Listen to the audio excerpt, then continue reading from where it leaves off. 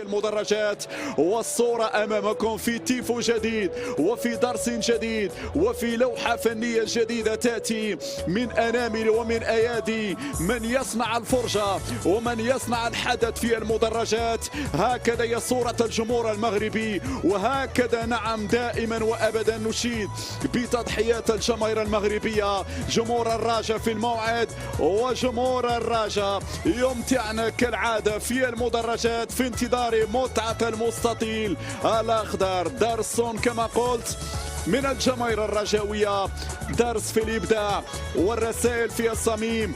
وهنا كان انتيبان زونكيزا رقم 39، شاما 17، وأوتوس رقم 4. الاختيارات للبرازيلي روبرتينيو.